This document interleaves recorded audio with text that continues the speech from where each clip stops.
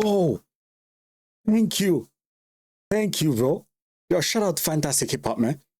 This is what I'm saying, bro. This is what I've been saying, like, all. If you check out my previous videos on my channel, man, this is exactly what I've been saying, bro. And this is why I said that I know for a fact Drake had ghostwriters during his battle with Kendrick Lamar, bro. Yo, yo, yo, yo, yo. Yo, what's up, man? It's your boy She's Take TV. So welcome y'all, man. Yo, today, man, we're gonna check out a video, man, with Drake. You know, shout out to Fantastic Hip Hop for bringing this, man. But yo, I've been saying this, man. I've been saying this in my videos, bro. You check out my videos when I'm talk about Drake. I've been saying this about Drake, man. That this guy uses ghostwriters, man. The moment I knew this guy used ghostwriters is when he did, you know, back to back. You know, when it was dissing Meat Mill from back to back, man. And everything, you know, came out. You know, that he was using ghostwriters, like, you know, Jalopy Bangers did a, you know, really good breakdown of exactly what my thought was on it as well. You know what I'm saying, about him using people like Quentin Miller to actually write verses and stuff for his diss track, you know, within the beef that he had with Meat Mill. You know what I'm saying, bro? I've been saying this for a long time, man. I've been saying this, man. Drake used ghostwriters, and I will stick to what I said, that Drake used ghostwriters in his battle with Kendrick Lamar, man. Yeah, before we get into it, man, shout out to y'all for being here, man. Let's go. Now, when it comes to Drake, there is no more running for this guy, and he can no longer hide from the truth, because despite what OVO and his fans have tried to cover up, with the newest leaks that are trying to tell us that Drake has not even wrote his most personal lyrical songs like his timestamp records, despite what they want to tell you, there has never been more proof that Drake is really the biggest fraud in hip-hop, and that everything he has ever stood for is a sheer and utter lie. Because from digging into the origin of these reference tracks to using Drake's own position and comments about how he used to be treated in the music industry against him, we can finally clearly see more than ever that Drake was never an artist and really was only ever a brand. And now, before we go any further into this and expose Drake and his credibility as an MC in a way that is gonna change your perception of his entire career, be sure to leave a like and subscribe. And as this story is gonna change everything and Drake and his fans don't want people to know what's going on here, really, it has never been more important to leave that like. And so now, with that said, when it comes to Drake, when the 3 reference tracks leaked from a rapper who is known by names like Moolah and Chapo... Yeah, if y'all don't know, man, that's where the thing came out, like, you know, earlier this week, man, where, you know, they were saying that, you know, Drake didn't actually write this song, man, 5 a.m. in Toronto. That Drake didn't actually write this, man. That he stole this song, bro. You get me? That he had a ghostwriter actually write this song or something, man. And I mean, bro, it makes sense, man. That Drake, when you look at Drake, Drake is not no versatile artist, man. And I've been saying that for a long time, ever since I first heard Drake, like I said before in my earlier videos, man, on Aston Martin, you know, with Rick Ross and them. Before that track, I heard of this guy, you know, coming about, you know, Drake, you know, doing songs here and there and coming about. I've heard of him, but I never actually listened to him until I heard his verse on that song. You get what I'm saying? And yo, I never really rock with him from I heard that, man. His voice is just irritating to me, man. And I never found him to be like a skillful rapper either, man. You get me? And then I saw his freestyle, especially the one he did on Tim Westwood, bro. Oh my God. I looked at it and I was like, bro, this guy is like a fraud, fam. There's no way this guy is who he is. This guy's a fraud. Doing freestyles, this guy can't spit bars off just straight off his head, man. He's always there to dig in his pocket, go for his phone and reading off his phone. That's what I'm saying, my man. Get out of here, bro. You ain't no artist, bro. You ain't no artist, fam. You're just some trained musician, bro. You're not an artist, man. You're not for the culture. You didn't grow up in music, man. You're some TV pop child star. Go back to that, bro. But I guess then again, he's a famous actor, right? Drake fans and others tried to write these off as being fake without any other thought about it, and some even believed it was so ridiculous that they tried making little jokes that classic Kendrick Lamar songs had reference tracks just like these. Well, now the time for joking is over for these guys, because both from diving into this further and seeing what other people have been able to dig up on this situation together. Overall, after seeing the real story behind these reference tracks and seeing who they are actually coming from, it is going to be hard for anybody to sit down and say that these are not real. And again, if this was another artist, maybe it would be a different story. But especially as we know there has been such a long history of Drake doing these things already, as just to lay out the groundwork of Drake's ghostwriting, if we go through his catalog, from If You're Reading This It's Too Late to Scorpion to Her Loss to For All the Dogs, there has been reference tracks from various songs on... Hey, look at him again, bro. Phone in his hand, fam. This guy is so lame, bro. I know he might be in the studio or something, yeah, man, but come on, man. Phone in his hand, bro. Guy's ridiculous, fam. All of those albums that have come out and that we have all heard. I mean, the guy's already got a horrible reputation for these things, and now adding to this all-time awful track record. With these 3 new reference tracks in question, which of course are from the songs 5 AM in Toronto, 4 PM in Calabasas, and Draft Day, which of course are all considered some of the most essential lyrical performances Drake has ever delivered. It's really looking terrible for Drake in terms of anybody believing that these songs came from the same pen that he wrote the Hard Part 6 with, and now... Bro, thank you, bro. Yo, shout out to Fantastic Hip Hop, man. This is what I'm saying, bro. This is what I've been saying, like, all. If you check out my previous videos on my channel, man, this is exactly what I've been saying, bro. And this is why I said that I know for a fact Drake had ghostwriters during his battle with Kendrick Lamar, bro. Those tracks that he did, even the ones he did Golden Kendrick Lamar to drop, man. All those songs, if you listen to how versatile Drake was on those songs, bro. Listen to the energy. Just listen to how versatile Drake was on those songs. Drake did not write those songs, fam. I'm telling you guys, man, Drake did not write those songs. There's no way he wrote those songs. Drake did not write those songs, man. Because if you listen to the Hard Part 6 and listen to all the other songs that he did, Family Matters, all the songs he did before that, man, there is no way you can look at those songs and compare them with the Hard Part 6 and say that they were written by the same artist. There is no way, bro. No way. I've been saying this, man, during the battle. I've been analyzing Drake's lyrics, etc. throughout, you know, the entire beef and stuff. Like I said, you know, a few videos I did ago, man. I for the past, like, 2 weeks or so, I was studying, you know, the songs in lyrical order.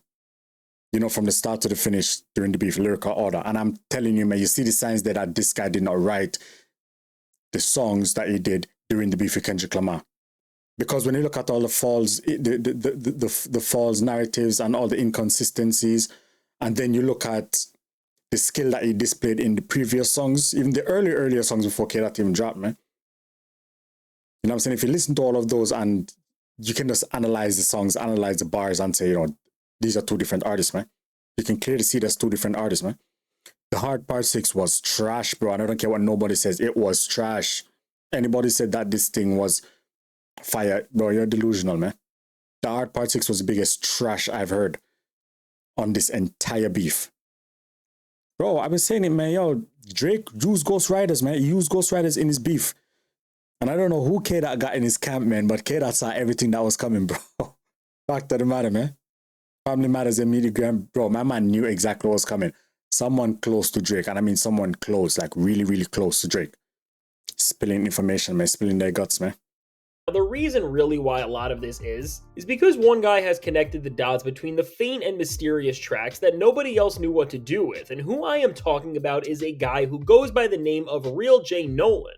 And right now, his findings about this entire situation are really starting to gain a lot of traction because he did some of the best work on finding some super small details that are just changing the perception of all of this. And with that said, make sure to support this guy and check him out everywhere because he is great at what he does. Man, I'm telling you, I'm going to check out this guy, man. I'm going to check out this guy for sure, man, because I know he's going to say some of the stuff that I was said in my other video, man. 100%, bro. Drake is like the biggest fraud in hip-hop, bro. This guy is the biggest fraud in hip-hop, fam. You get me? And a lot of people now, they have the opportunity now and they have the juice now to say, yo, we're going to go back and analyze everything you've done. You get me? We're going to go, your biggest tracks even, we're going to go and analyze everything you've ever done. And we're going to go and we're going to find the real truth. And now is the time for it, man. Now is the time for it, bro. You get me? Now is the time for it, yo. But I've been saying it, man. Drake used Ghostwriters doing his beef with Kendrick Lamar. I know that for a fact. It's not even like an opinion I have. I know that in my heart for a fact that this guy used Ghostwriters. Analyzing his songs, his bars, everything, man. You know, the energy on his songs. Just analyzing those alone, you can see that Drake used Ghostwriters on his songs. I'm telling you guys, man. Drake is not that versatile of an artist, man. And so how he has helped expose the mystery of all of this and make things for Drake look worse than ever is by showing everybody that the rapper who made these tracks isn't just a random guy who came from out of nowhere and is doing all of this for clout, but that he actually has a real history in the music industry. As first off, Mula was a guy who used to be signed to Harvey Mason Jr., who currently is the head of the Recording Academy, so in of that self, that tells you a lot. And what it turns out to be is that this guy has worked in the industry for quite some time. He's a professional writer who has worked with a ton of big artists, and so considering connections in the industry he has, what we can say at the very least is that most people would not make things like these up because they can ruin their entire reputation with what they are doing. Facts, bro. I knew it, man. I knew people were going to make the connection that this guy didn't write his bars, man. And ever since Jalapeno Bongos did that song, man, about, you know, the breakdown of what happened to Drake and Meek Mill during that beef and what Drake did to beat Meek Mill in that beef, I knew for a fact, I was like, yep. Because I've been connecting the dots as well. This guy has been using ghostwriters, bro. But now beyond just that, and the finding about this rapper from Jay Nolan that tells us the most here, is that this MC who goes by names like Chapo and Mula used to work very closely with none other than Boy Wonder. And of course, Boy Wonder is one of Drake's go-to producers, and Drake has been with him since the start of his career. And after there were real logs and timestamps of this guy and Boy Wonder's friendship, and even finding out that the two were working on an entire collab record at a time, altogether from having real connections in the industry with some of the biggest people in it, to literally working with someone who is as close to Drake as you could be. I mean, you tell me what's going on here, and overall, with there being a real story to back everything Mula has told us up, these reference tracks do seem like they have every reason to be real, and how if Drake never had any other run-ins with being caught using ghostwriters before this, maybe this conversation would end here and we could give him a pass. But again, with us seeing this exact same story over and over again, this really seems to fall in line with situations that happen with people like Quentin Miller, and this guy really just seems to be another person who ended up being the pen for Drake. Now beyond all of this, which is already working against the biggest loser in hip-hop, just adding more validity to the idea that Drake has been deceiving us for Bro, see, trust me, y'all, this is exactly what I was saying as well. Because during the battle with Meek Mill, Quentin Miller wrote verses for Drake during that battle. Bro, fam, just stomach that, yo. Verses for Drake during a battle, a rap beef.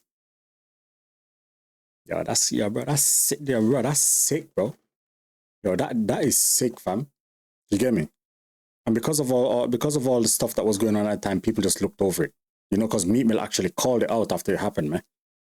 So long, and that for a while, the way he has presented and even released music is not even to function as an artist, but just a brand. If we go back a little before the beef and the downfall of Drake, really in the ladder of Drake's own label and what artists were most important, Drake was considered one of the top guys, and really the only person who was ever clearly in front of him was Taylor Swift. And understanding how much the industry used to push Drake at every chance they got, and even seeing how Drake's stardom was so big at a point, that he really started to neglect rap when it came to the big records he was making and was trying to be as much of a pop star as he could have been. Just knowing how the biggest names in the industry like Taylor Swift have access to the top writing and talent teams because they are so important to the entirety of the music world, that the label gives them every single resource possible to make sure that their songs never fail. I mean, just off this premise alone, it doesn't seem that far off that Drake would have the same resources working for him, because even in rap itself, when we compare Drake to big commercial rappers who may have leaned more into the pop side of things like him, or just in general made highly chart-friendly music that appealed to wider audiences than traditional hip-hop did, with someone like Post Malone, for example, who in terms of making mega songs was right there with Drake, and we knew that he was using ghostwriters on a track like Rockstar. I mean, as these two around their peaks were pretty much the exact same archetype of rapper and were doing the same things in their own way for the industry, again, if we know someone like Post was using writers, it's not that far off to say that Drake has been this whole time. And beyond all the stuff about the industry, as rap fans, I don't think we learned more about Drake's actual skill set as a writer than when he was in his beef with Kendrick. Because clearly you could see that between push-ups and Family Matters to then The Hard Part 6, Drake was just not able to deliver a performance that even made sense compared to his own lyrical standards. And again, when we question in the Facts, bro. Facts, fam. His beef with Kendrick Lamar exposed him for who he really is, fam. This guy is a fraud. The Hard Part 6 was clearly written by Drake. The Hard Part 6 was written by Drake. Family Matters, ghostwriter. 150% ghostwriter. Come on, bro. Yeah, need to analyze these things and put these things together, man. Let's listen to the tracks, man, from the start of the beef to right to the end, man. You can clearly tell what's what, man. beef why Drake never released an actual track of just pure bars like a timestamp record, you have to wonder if it was because he couldn't get caught using Ghostwriters in the most pivotal moment he was ever a part.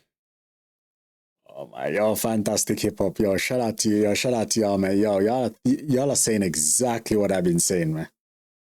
Y'all are saying exactly what I've been saying and thinking, man. Trust me, bro. This is exactly what I was talking about, man. All eyes on him, man. All eyes were on him on this, but fam, he used ghostwriters during this beef with Kendrick Lamar. I'm telling you guys, man. Analyzing his songs, all his bars, he used ghostwriters. You can see, like, during the beef, like, way before the new hard parts, you can see that Drake's energy is kind of started to take a beating, man. Because Kendrick Lamar stood on his neck, fam. Of, and especially with the Hard Part 6 and how that turned out. Seeing how quickly that record was put out, you have to question if it failed as much as it did, because he could not get others to write a better track for him. And for me, I do think this is the exact case of what happened here, because when you just track the history of Drake's pen, and just to add more reference, compare it to any other rapper who is known as a lyricist in hip-hop history. When we look at guys who are known for writing raps, whether it's Kendrick or Cole, or other people like Tyler the Creator, Wale, or Big Sean, for example, who of course all came up with Drake right around the same time. When you look at all of these guys at the different points they have been in their careers, no matter where they have been at in terms of how popular they are or what they are doing, we don't see people's lyrical ability fall off to a point where it sounds like two completely different artists. Exactly, bro. Right on the head, bro. I'm telling you, fam. We saw that during the beef with Kendrick Lamar. His artistry, everything about his pen fell off, man. Towards the end of the beef, it just fell off. It's like like a completely different persona just took over. That's exactly what we saw, man. That's exactly what I said. This guy used ghostwriters in all of his beefs. And that's what this exposed. All of his beefs, ghostwriters. I know the OV hoes must be tripping right now. They must be dying right now, but the fact of the matter is they probably ain't, man. Because no, they're still going to rock for Drake. Unless we are discussing people who have used writing teams and who are presenting to us fake versions of themselves when they are on tracks. And again, while we can dig deeper into the story of these reference tracks to figure out more of their origin, I don't even think that's necessary, because if you ask yourself as a hip-hop fan, when has another rapper had such a major discrepancy between songs and their ability as a lyricist? Again, unless it's other rappers who we know have used writing teams from the greats like Hove, Nas, M, and Wayne, but even with smaller rappers from all eras. In terms of their ability to write bars, nobody has ever been as inconsistent as Drake, who claims to be a real lyricist and who claims to do the most authentic things when they are writing their most important songs. And so with all of this, from the industry reasons, which also may explain why Drake's new album underperformed as much as it did, because he just did not have access to the same resources he once did to make sure that his music would never fail even when it was pretty horrible. Exactly, we know why that is now. Because a lot of the people that surround him was using the machine of UMG to also make better for themselves. Because they know once they ghostwriting for Drake, man, yo, Drake has to give them a big cut of change, man. A big cut of change, bro. Because they're the ones who's keeping him alive, keeping him around, man. He has to give them a big chunk of change, bro. So a lot of y'all might not believe it, man, but Drake pocket probably ain't as tall as you guys think, man.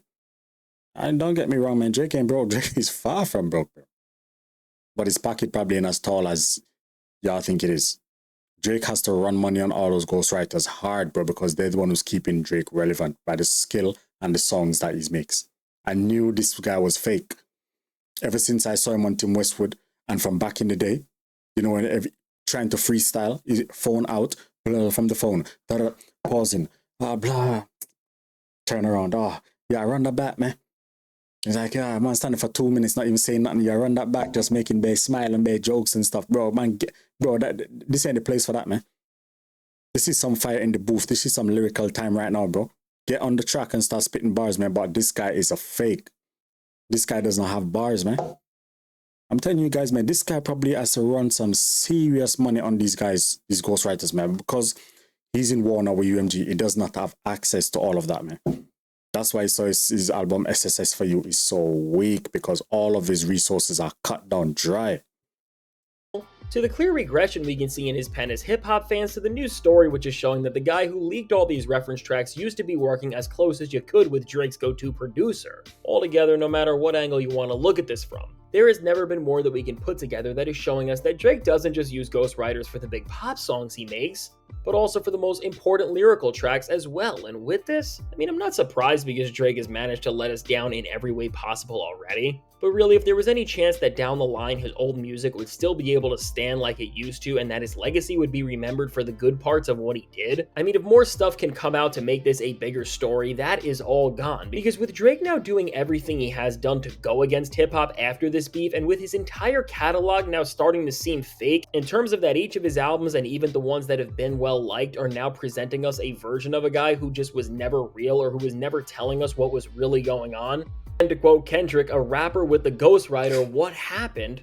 It's just disappointing to see, but at least now we know. And as Drake is having the worst fall off from hip hop that we have ever seen in terms of somebody just moving down the all-time list as much as they have, then now at least we know that everything he ever did was a lie.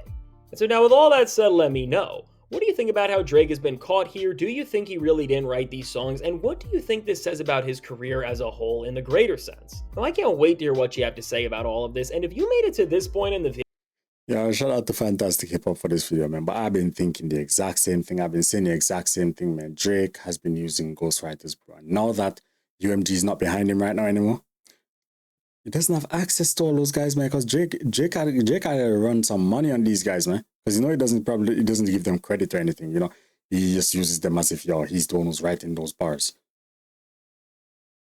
Because believe it or not, man, even Hotline Bling, man, that song was apparently stolen from another artist. You get me? That song was apparently stolen from another artist. Fam, I'm telling you guys, man, this guy is one of the biggest frauds we've seen in hip-hop history, man. I'm telling you, this guy is a joke. This guy is no versatile artist, man. This guy can't freestyle. This guy can't do nothing, bro. That's why I see when he was on that freestyle. What was it? The one where he was talking about LeBron and all this kind of stuff, man. The Irish freestyle, man.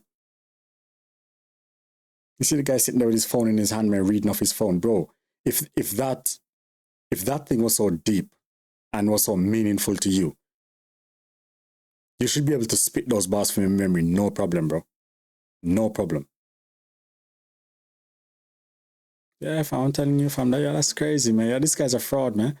But if y'all make it to this far, man, thank y'all for being here. Make sure you like, share, and subscribe. Let me know your thoughts down in the comments, man.